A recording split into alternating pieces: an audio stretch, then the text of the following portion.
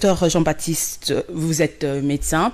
Lorsque vous regardez comment s'organise la riposte contre Covid-19 au pays, qu'avez-vous à dire? Est-ce que ça se passe bien?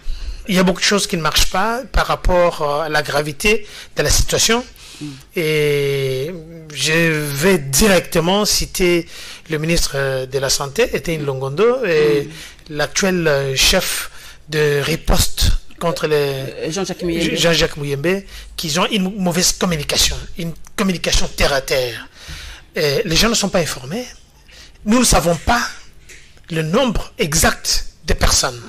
Les gens ne savent pas le modèle, la façon dont la maladie s'est fait transmettre d'une personne à l'autre.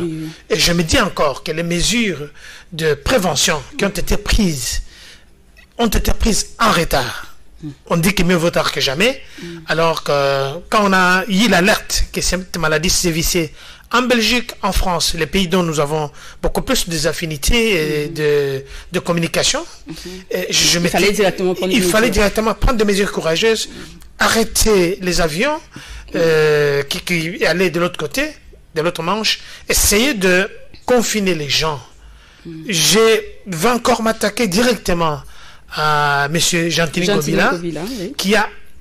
C'est de l'amateurisme, je l'ai dit. Par rapport à ce qui s'est passé la semaine dernière. Je me dis que c'est de l'amateurisme. Ce sont des décisions impopulaires qui ne sont pas réfléchies. Il faut avoir des équipes, des études, qui doivent mener des études, des investigations, de réflexion. Ça, nous sommes dans le cadre de santé, dans le cadre scientifique. On ne peut pas confondre la crise scientifique et la crise politique. Ils sont allés à Bibois pour mettre en place une commission paritaire.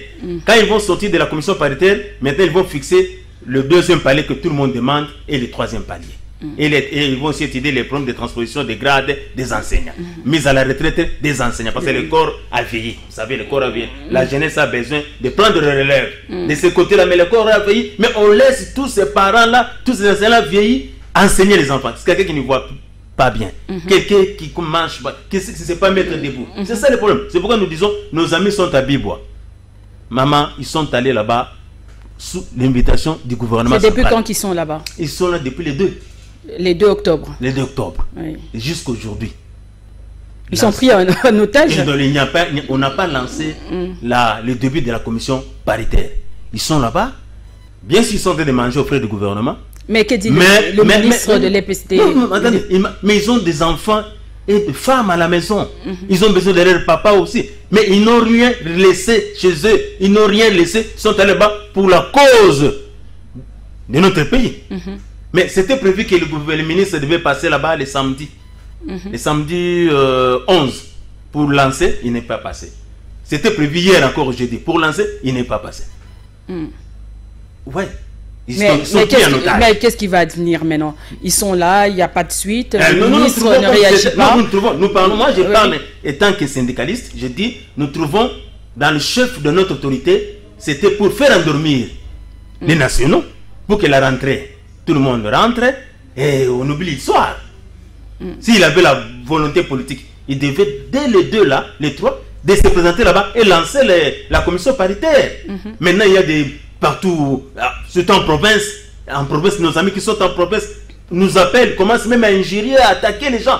Tout ça. Vous à Kinshasa, vous mangez bien, vous êtes bien, mais mes amis, nous souffrons ensemble. Monsieur Tati Sungani, l'économie du pays est en difficulté depuis plusieurs années. Les dirigeants qui se succèdent ne semblent pas avoir la recette pour sauver le pays. Selon vous, c'est quoi la raison? Merci pour l'invitation, merci pour la question. Le problème du Congo, de la République démocratique du Congo, est multiforme. C'est-à-dire qu'on ne peut pas en une seule émission ou en une phrase résumer tous les problèmes. Mais si vous voulez, je vais peut-être essayer de donner quelques raisons comme ça. Nous avons été habitués au Congo à mettre sur pied, pour ce qui est de l'économie d'abord, des politiques qui sont malheureusement conjoncturelles. On ne met pas en place des politiques économiques structurelles. Les politiques conjoncturelles, généralement, c'est 2 choses. Soit c'est une politique monétaire, on agit sur la monnaie, Quand on veut relancer l'activité économique, on veut relancer la croissance, eh bien, on met sur le marché une certaine quantité d'argent. Et quand cette quantité devient excédentaire, comme c'est le cas maintenant, ça crée de l'inflation, on retire et on assiste à un mouvement inverse, une baisse de taux de change. Bon, maintenant, la recherche de la stabilité des prix, de la croissance, de l'emploi, du chômage, me paraît être un objectif, c'est vrai, noble, mais à court-termisme, pas réalisable. Mais de l'autre côté, on a aussi des politiques structurelles. Celles qu'ont menées tous les États qui sont devenus aujourd'hui forts, les puissances occidentales en général, les États-Unis, l'espace de l'Union européenne, le Japon, etc., ont mené des politiques structurelles. Les politiques structurelles visent à changer en profondeur, j'insiste sur le mot profondeur, la structure et de la politique et des institutions. Mais souvent, cela appelle à des lois, donc il faut un Parlement qui soit en mesure de légiférer, mais il faut aussi un gouvernement fait d'experts et des personnes ayant la volonté de changer les choses. Malheureusement, cela n'existe pas vraiment dans notre pays, du moins pas encore, parce que je note que depuis un certain temps, effectivement, il y a un changement politique et qui est arrivé, et c'est déjà bon signe. Je le dis pourquoi? Parce qu'il y a 4 ou 5 siècles, le ministre des Finances du roi Louis XIV, Colbert, lorsque le roi lui posait la question de savoir pourquoi l'économie ne marchait pas, il lui a répondu en disant « Sire, faites-moi une bonne politique et moi je vous fais des bonnes finances. » C'est vrai, la situation, elle est là, mais Madame la ministre de l'économie nationale ne s'occupe pas du taux de dollars en République démocratique du Congo. Celui qui s'occupe du taux, c'est le ministère des Finances et la Banque centrale qui doivent travailler pour ça. Comme vous venez de le dire tantôt, oui, dernièrement au Conseil des ministres, le chef de l'État a instruit le Premier ministre, le ministre des Finances ainsi que le gouverneur de la Banque pour prendre des mesures pour lutter contre l'inflation. Selon vous, le chef de l'État serait-il en train de se dédouaner de sa responsabilité de redonner le pouvoir d'achat aux Congolais? Non, madame, le problème est celui-là. Le chef de l'État ne gère pas le pays au quotidien. En fait, c'est le gouvernement qui gère le pays au quotidien. Ok, madame. Et dans tout ce qui se passe, le chef de l'État, le ministre des Finances a dans ses attributions la politique monétaire. Ne demandez pas au chef de l'État de bypasser les fonctions du gouvernement et de se comporter comme s'il n'y avait pas un gouvernement. Il y a un gouvernement qui est censé mettre en place la politique du chef de l'État et c'est le chef de l'État qui donne l'impulsion. Là, il est en train de donner l'impulsion. L'impulsion au Premier ministre ainsi qu'au ministre des Finances de trouver vite des solutions par rapport à cette dépréciation de la monnaie nationale congolaise. Et donc, ce n'est pas qu'il est en train de se dédouaner, mais chacun a un rôle à jouer. Le rôle du Premier ministre, c'est comme ça que parfois quand nous voyons les gens du FCC, nos partenaires du FCC, dire non, voilà, et vous avez même vu de manière spectaculaire et sans vergogne, Madame la ministre, Madame Machani Mabunda prendre un morceau de pain, le brandir et tout ça, non, le taux d'échange. Mais vous avez le Premier ministre qui est de votre obédience politique. Pourquoi vous ne lui posez pas cette question? Pourquoi vous ne l'interpellez pas au gouvernement pour lui dire, il n'a pas été interpellé. Voilà, donc voilà, vous ne devez pas vous plaindre devant la population. C'est une attitude irresponsable d'aller se plaindre devant la population alors que vous avez vous-même l'opportunité de dire au Premier ministre mais pourquoi ça ne fonctionne pas, pourquoi il poser la question au ministre des Finances qui est du FCC, lui poser la question de savoir mais pourquoi il y a ce taux d'échange. Ça on ne pose pas la question, mais on vient se plaindre devant la population comme si on a été des agneaux et qu'on ne connaisse pas ce qui s'est passé. Alors que le fonctionnement de la République, les instruments du fonctionnement de la République sont entre vos mains. Alors, Pasteur, il y a même des scandales dans le mariage de Pasteur. Vous avez suivi les cas de Mike Kalambay et Moïse Millet. Ça devient dégoûtant, non? Bon, le problème c'est quoi? Est-ce que vous... C'est parce que le comble c'est que non. Quand quelqu'un chante aujourd'hui, tout le monde pense que ce qu'il chante là, ça vient de Dieu. C'est ça, vous êtes emballé parce que non, on vous dit, oh, tu dois te marier. Tu penses que... Vous savez, la musique, je prends par exemple Michael Jackson. Quand il chantait, même si peut-être toi tu es chrétien, tout ça. La musique c'est quoi? On dit c'est comment? C'est l'art de combiner un son agréable à l'oreille. C'est-à-dire que quelqu'un peut combiner et puis ça vient trouver ce qui est en vous. Vous pensez que non, tout ce qu'on chante ici, c'est la musique de Dieu. Non. C'est ça, c'est pourquoi il fallait maintenant savoir maintenant la musique de Dieu, elle est comment, qui sont habilités de chanter, qu'est-ce qu'on doit chanter. Ce n'est pas parce qu'on a dit Jésus dans une chanson, ça devient la chanson de Dieu. Non, c'est quoi on a dit. Tous ceux qui me disent Seigneur, Seigneur, n'entreront pas tous. Mais ceux qui font la volonté de Dieu. D'autres vous diront, on a chassé des démons, on a fait des miracles, on a fait des prophéties. Il dit, mais je ne vous ai jamais connu. Donc beaucoup, ça sera comme ça. Alors, dire qu'il y a un scandale, mais parce que qui vous a dit que non, non, tous ces gens-là, ce sont les gens, les hommes de Dieu. Ce ne sont pas des hommes de Dieu. Non, non, c'est ce que moi je vais dire que non, non. C'est pourquoi il fallait que... Parce qu'un homme de Dieu, il est modèle. Oui. Ce sont de bêtises. Matata a parrainé. À la fin, on l'a même décerné un prix. Mais avec la première Mais dame, on n'a pas avec décerné quelle un prix. efficacité? Pourquoi? Mais la première dame, on l'a nommée. À un moment donné, on a eu comme l'impression comme si l'événement c'était la première dame. Non! L'événement c'était le congrès de l'UNPC. À qui la faute? Mais à un moment donné, la première dame voulait, voilà, voler le végétariat et donner l'impression comme si c'était voilà, son activité. Et ça, moi, Lungi, là, je dis non. Ça ne peut pas se passer comme ça. J'ai dit non. En votant non, c'est pour protéger ma profession de journaliste. Je dis que nous ne sommes pas parfaits. Nous avons des erreurs, effectivement, des fautes d'éthique qu'on commet.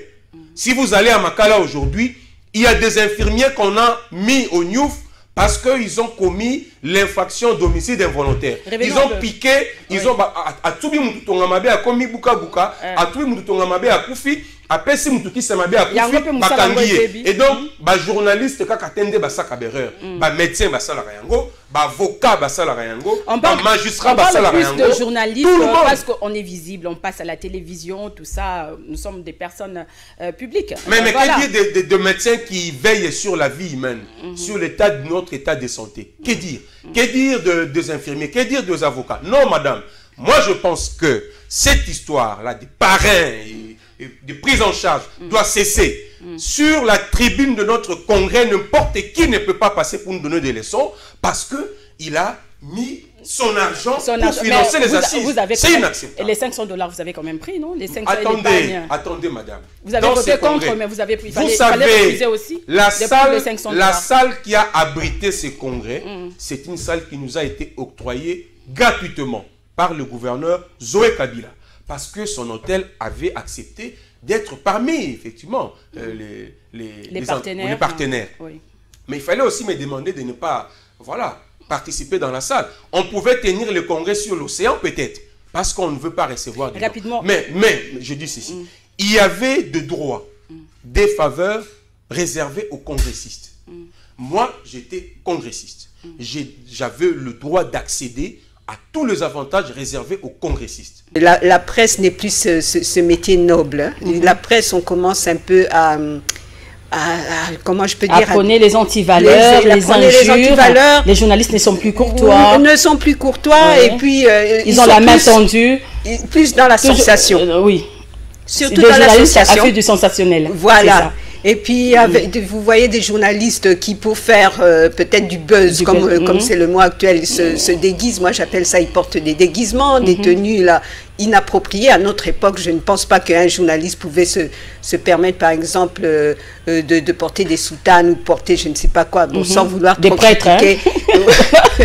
Nous avons des magistrats, des prêtres, des abbés. Ceux qui ne pouvaient pas... Tout le monde est devenu journaliste. Voilà, en fait. Il suffit juste d'avoir un micro, d'avoir une expression facile. C'est ça. Et ben voilà, on est journaliste. La déontologie n'est même plus respectée, même par les images. On vous balance des images. Ouais. Bon, par exemple, sur les réseaux sociaux, même à la télévision. Oui. Même à la télévision. Une personne, par exemple, qui est arrêtée, qui est aux arrêts, mais il a d'abord la présomption d'innocence. Mais on vous la balance, on dit voilà, Saliboé, Azamoui, a violé, tout. Sans pour autant traiter, hein, les infos, sans traiter, on ne traite pas. Et puis cette façon de travailler, ça impacte sur la population. Parce qu'il faut dire que les médias, nous avons une grande influence sur l'éducation, sur la population. On est là pour éduquer. Pour éduquer, mais là maintenant, informer, éduquer là, la masse. Le côté formation, apparemment, commence à disparaître. Et comme nous avons une masse populaire qui mange ce qu'on leur sert, eh bien, ils mangent tout ce que les paroles des journalistes leur apportent là sur le plateau. On consomme un peu du tout. On consomme un peu du tout. Vous voyez une émission, les gens crient au lieu de parler, si bien que vous ne savez plus suivre on dit quoi? Quel est le message? Non, cacophonie totale. Et puis, on pense que faire une émission de ce genre, donc c'est que, oh non, mon émission, hein, elle acquit bien, non? Alors que c'était une mauvaise émission. Mais il y a de ceux-là qui donnent quand même des raisons que non, les journalistes ne sont pas bien rémunérés. Hein, c'est faute d'un bon salaire, ils n'ont pas un salaire, ça ne date pas des bases, hein, ben voilà, c'est pourquoi ils sont un peu derrière les politiques, parce que il y a des journalistes qui sont devenus comme des poissons à la recherche des eaux profondes. Oui, ça c'est vrai. Donc voilà, ils sont là, ils sont devenus des porte-parole des caisses de résonance des politiques. Voilà. Mais je ne pense pas que c'est une excuse dans tout ça, parce que c'est une réalité qui a toujours été. C'est phénomène coupage. Hein. Oui, ça a toujours été. Même, on peut dire, on peut reculer avant du temps de Mobutu, du temps de Mouzé, du temps de... Mais à l'époque, ça se faisait un peu proprement. Mais c'était peut-être un peu plus proprement. Oui. Hein, donc, je pense qu'on ne doit quand même pas livrer sa dignité comme ça à cause de... Et puis, prostituer la profession. Maintenant que les 3 juges ont prêté serment, qu'est-ce qui va se passer? C'est comment la suite? Ce qui va se passer, c'est que ils vont entrer en fonction, ils commencent maintenant à travailler pour la République. Et le C'est-à-dire, maintenant, le PPRD peut aller saisir la Cour constitutionnelle pour demander, mais parce que les gens parlent, il y a une violation. C'est depuis le mois de juillet, depuis les nominations, c'est depuis le mois de juillet, on parle de violation, mais personne n'a saisi jusque-là la Cour. Bon, peut-être parce qu'ils savaient que au Conseil d'État, ils ne pouvaient pas aller, parce que s'ils vont au Conseil d'État, le Conseil d'État leur dira, mais écoutez, celui que vous poursuivez n'est pas justiciable devant moi. Allez à la Cour constitutionnelle. Et lorsqu'ils iraient à la Cour constitutionnelle leur dira, mais non, mais écoutez, le règle de l'art a été respectée. Ils ne voient pas où aller. Madame, ce qu'ils font là, c'est de l'agitation. C'est pour faire croire à la population congolaise, aux Congolais, et à la communauté internationale qu'ils appellent aujourd'hui à témoin, que hier ils ont dénoncé de l'ingérence, aujourd'hui ils appellent la communauté internationale à témoin. C'est pour leur faire croire que nous sommes encore forts, c'est nous qui sommes là, mais c'est juste un grand véhicule qui est devant, et eux, c'est juste une dame et un monsieur qui se mettent derrière pour bloquer. C'est au sein des conseils des ministres où on prend des décisions qui touchent à la bonne marche du pays.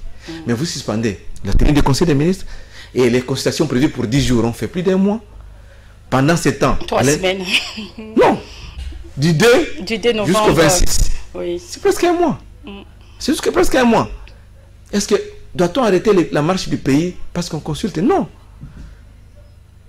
Il y a des problèmes qui touchent à la vie de la nation. Les salaires des enseignants. Des enseignants qui ne sont pas mécanisés. Qui ne sont pas payés mécanisés. Présent, oui.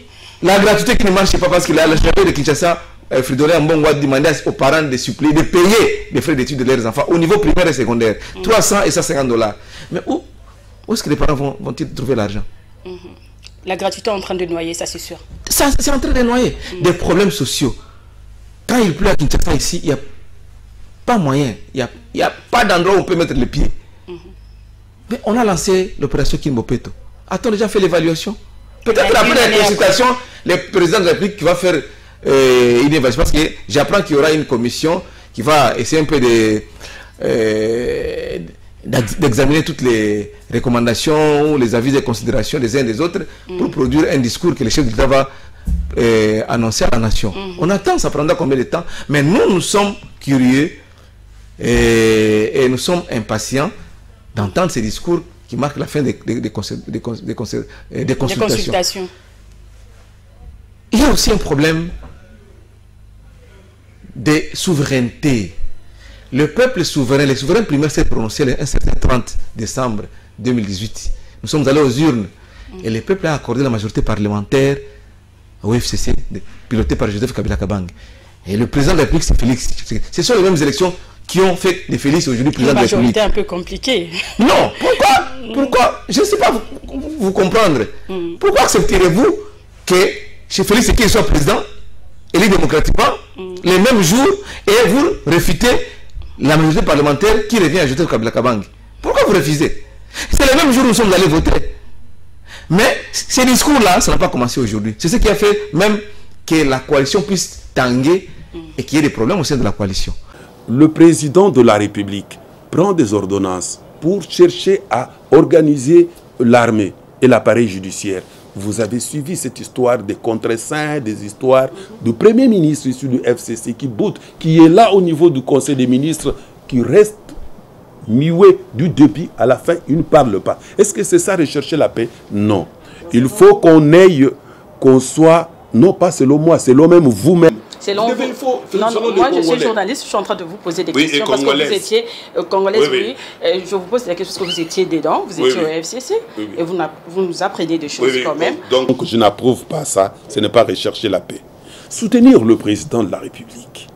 Oui, on ne dit pas qu'ils doivent quitter leur parti politique ou leur structure pour adhérer au parti politique du président de la République. Mais non, nous avons vu le FCC organiser la courte marche qu'on a connue dans ces pays, la plus courte et la honteuse, qui a commencé au niveau de la première rue. La courte marche est honteuse. Oui, qu'on a connue dans ces pays, ça, vous êtes d'accord avec moi? Qui a déjà organisé une marche comme ça, qui commence là-bas au niveau de Cohydro, se termine au niveau de Triomphal. Non, c'est la première fois, non? Est-ce que je mens? Alors, on a cette marche-là, on dit pour soutenir les institutions du pays. Nous avons l'institution président de la République. Au cours de cette marche, cette institution est mise en cause. Dictateur et tout ça, c'est lui qui est le malheur du Congo, tout ça. Est-ce que c'est ça, soutenir le président? Non, il ne faut pas jouer à l'hypocrisie. Alors moi, je ne suis pas d'accord avec ça. Donc l'hypocrisie et tout ça, je ne suis pas d'accord. Oui, c'était une mauvaise façon de faire les choses, selon vous. Oui. Et même lorsque vous avez gagné, au niveau des élections, on vous dit non, attendez, nous allons décider sur votre sort. Aujourd'hui, vous me considérez un député honoraire. Cependant, j'ai eu 12 500 voix. Et on me conseille, écoutez, dans les conciliabules, là, tout ça pour dire, non, écoutez, il y a un poste pour vous. Donc vous ne cherchez pas un positionnement, rien du tout? Rien du tout. Le positionnement, si les gens qui disent aujourd'hui que je soutiens le président de la République pour être nommé, ils se trompent.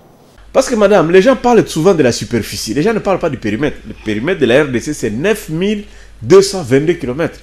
Dont l'Angola gère 2000 km. Nous avons 2000 km de l'Angola. Mais on n'a pas de problème avec les Angolais. Il y a des Bazombo ici qui ne posent pas de problème. C'est toujours dans l'est de notre pays, là. Ça, des Rwandais, des Banyamulenge. Ça, c'est le langage d'une Congolaise.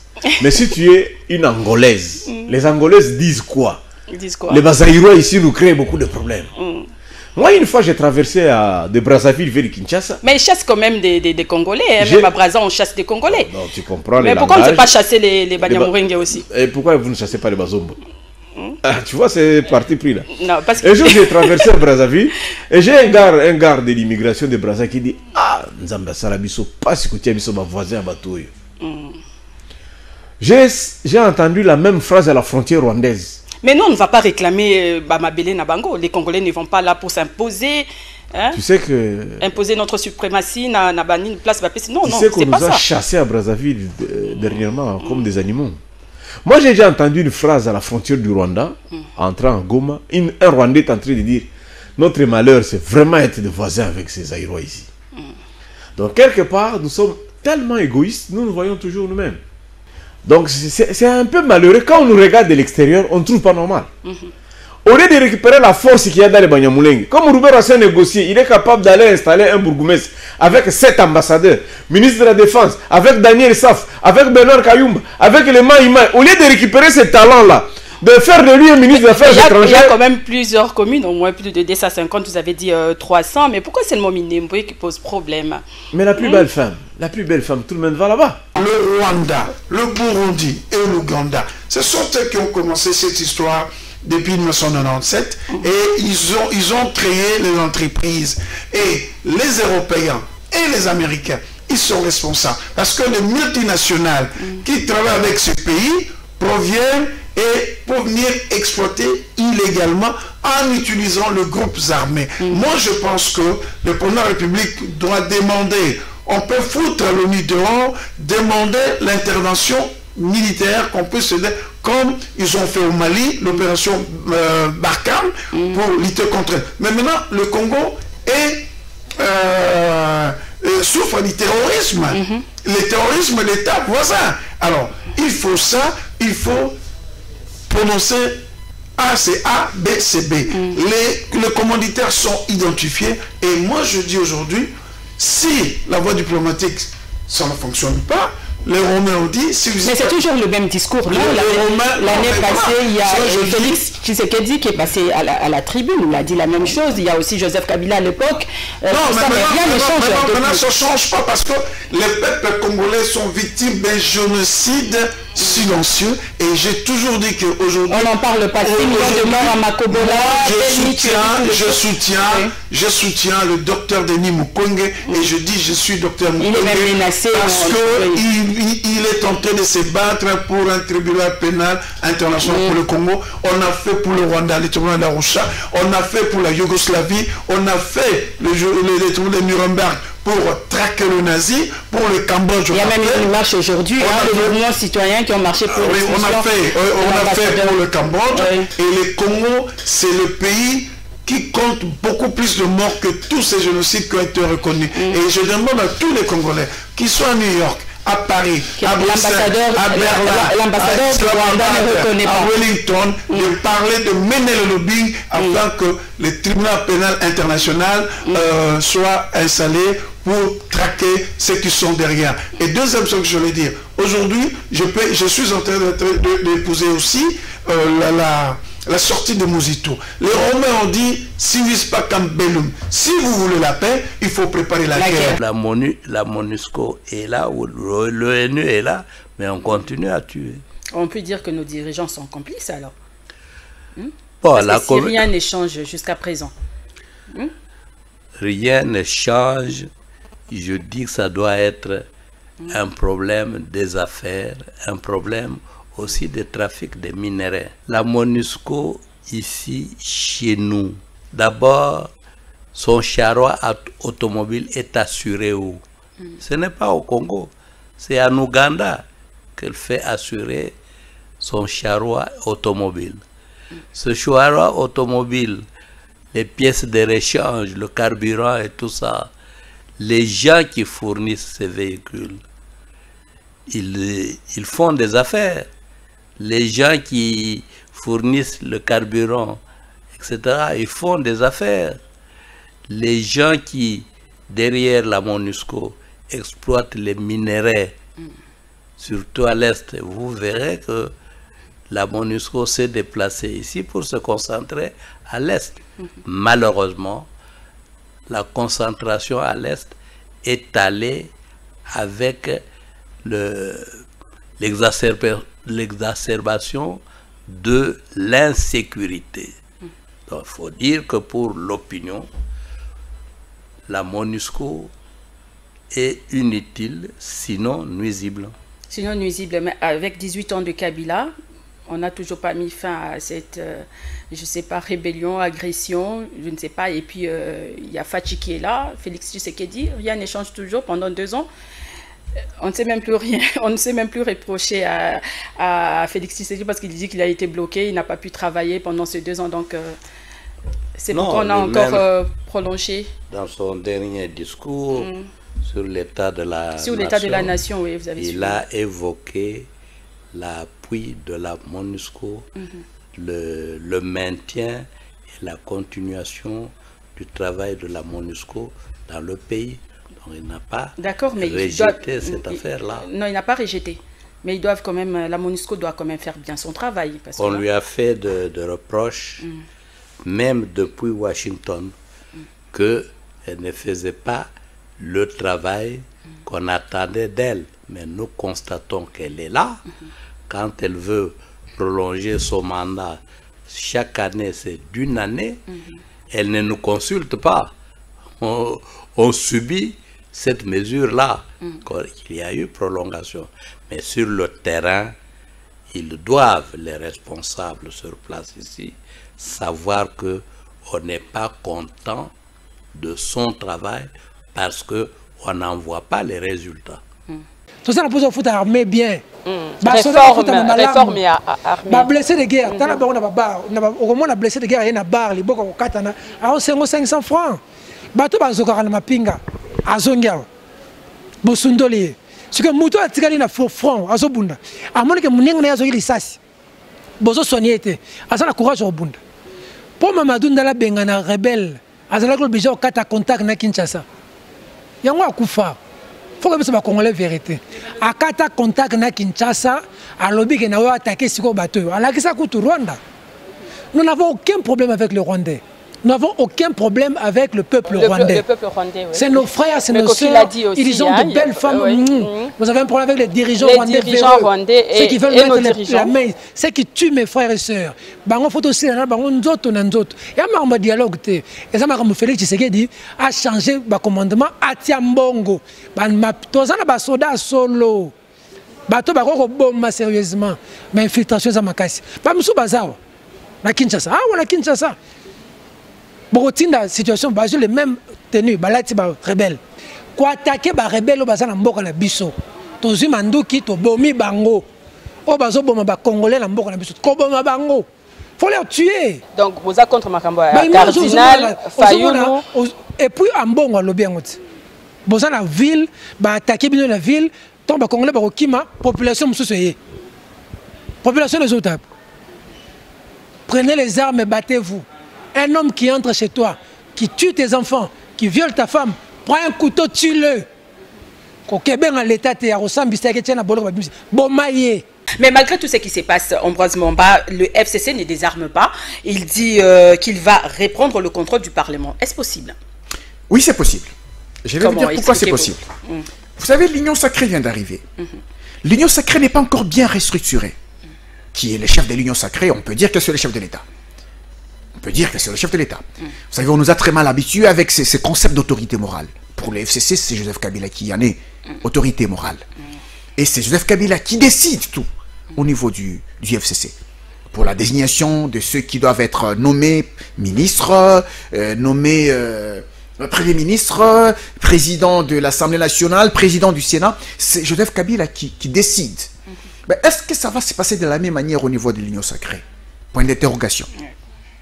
Tout dépend de la manière dont l'Union sacrée pourrait être gérée. Le groupe, la manière dont le groupe pourrait être géré.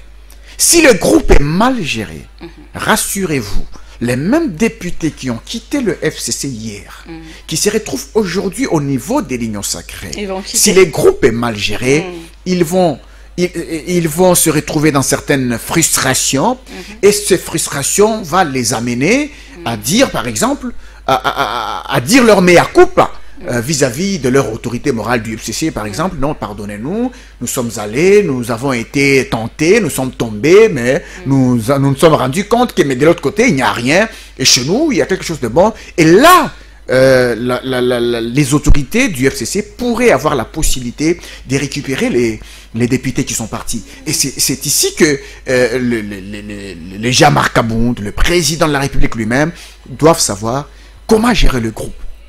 Comment maintenir les groupes dans la cohésion. Comment maintenir les groupes dans l'unité. Pour que ce groupe se sente dans la possibilité, d'abord, d'élire le bureau définitif, qui va conduire le reste de la législature pendant 3 ans, et de faire tomber le Premier ministre. Vous avez vu que le Premier ministre n'a toujours pas démissionné jusqu'à aujourd'hui. Au début, il se disait qu'il a la confiance de la majorité. Maintenant que la majorité est en train de basculer, il n'a toujours pas démissionné. Parce qu'il sait, que mais là aussi, tout dépend de la manière dont on va gérer l'Union sacrée.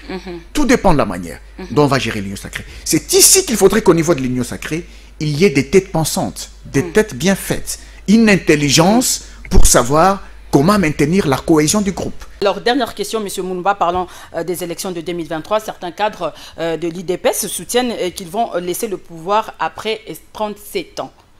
Pourquoi vous entrez dans la distraction? Pourquoi vous laissez la distraction? Même après 60 ans, même après 80, ce n'est pas un problème. Pour que vous puissiez rester, l'IDPS soit là au bout de... C'est de la boulimie du pouvoir. Non, c'est pas ça. Pour que l'IDPS soit là dans 60 ans, encore au pouvoir, ça veut dire qu'il faut qu'aujourd'hui le peuple soit tellement content de ce que vous faites qu'il vous renouvelle systématiquement le mandat. L'UDP, c'est pas le président qu'on vous renouvelle le mandat. Pour qu'on vous renouvelle le mandat, il faut que le peuple congolais soit content de ce que vous faites, qu'il sente que les conditions de vie changent, s'améliorent, que la gratuité de l'enseignement soit effective, que les soins médicaux soient pris en charge, que les salaires soient là, que l'emploi soit là. Alors, ils vont vous renouveler le mandat tous les 5 ans, même pendant 100 ans. Il n'y a pas de problème. Mais s'il n'y a pas ça... Le peuple d'abord. Si le peuple ne se retrouve pas... Le peuple pas... d'abord, madame. S'il n'y a pas ça, alors vous risquez de ne pas terminer ce mandat ici.